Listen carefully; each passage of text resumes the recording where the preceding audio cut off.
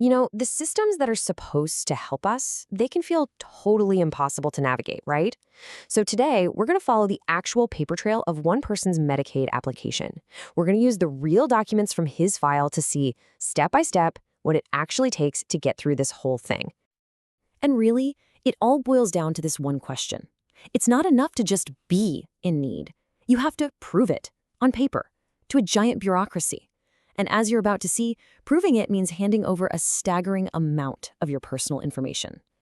So before anyone even thinks about making a decision, the journey starts right here, with a mountain of forms, checklists, and authorizations.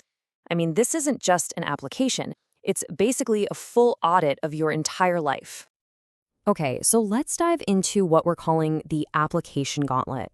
We're going to be following the story of a man named Gregory Nesbitt. And just like thousands and thousands of other people, his very first step was to pull together this massive portfolio of his entire life. At first glance, this just looks like a standard checklist, doesn't it? But look a little closer. This thing demands proof of pretty much every part of your existence. Who you are, what you make, what you own, where you live. And yeah, every single item on this list, it needs its own piece of official paper to back it up.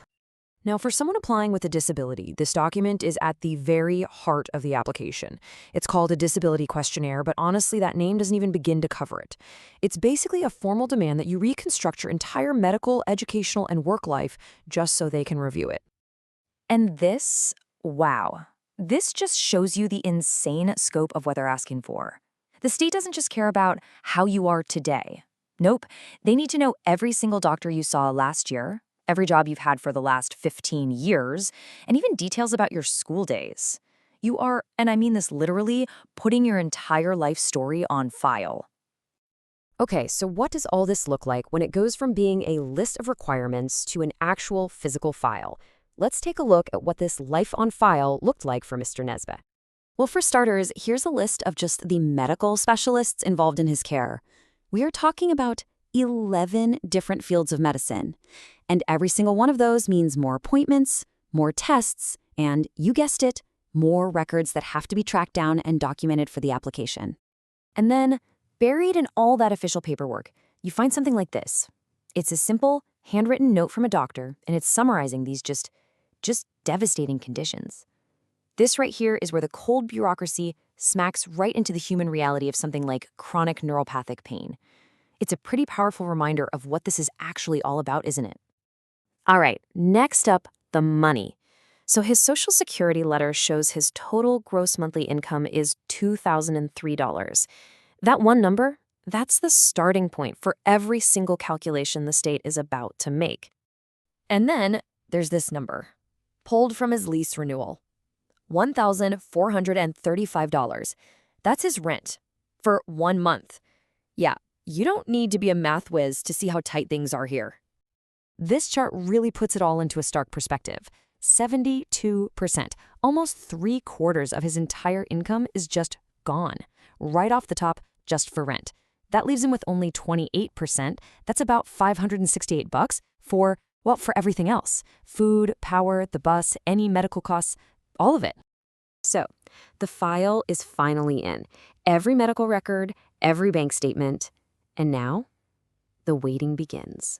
The next part of this whole journey, it's not a meeting, it's not a phone call.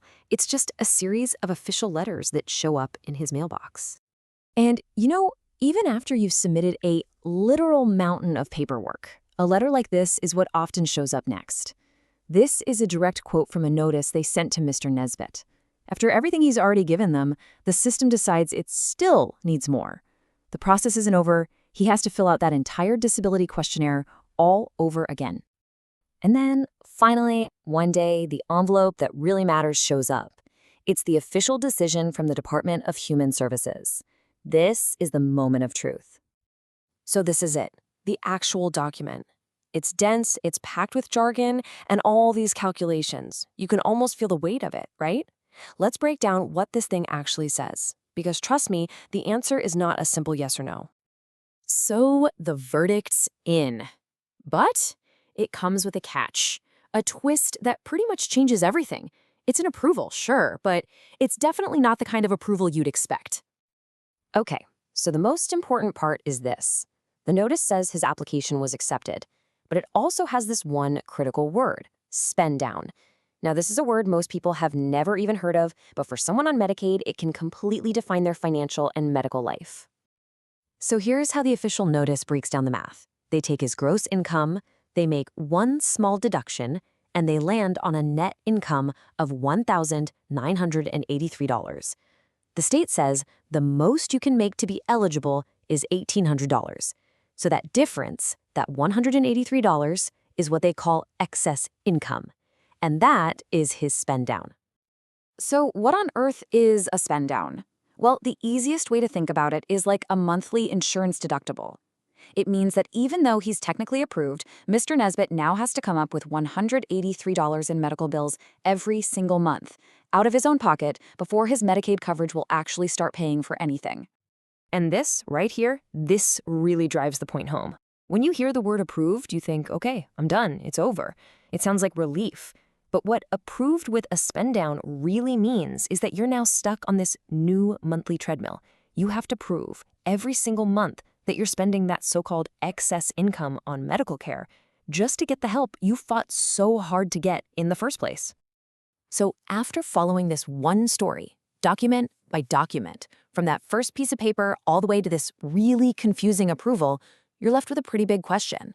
When the process of just proving you need help is this exhausting, this complicated, what does that really tell us about the system that was designed to provide that help?